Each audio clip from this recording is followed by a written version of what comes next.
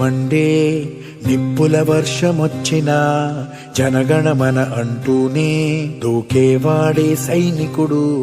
ఫెళ ఫెళ ఫెళ ఫెళమంటూ మంచు తుఫాను వచ్చినా వెనకడుగే లేదంటూ దాటేవాడే సైనికుడు.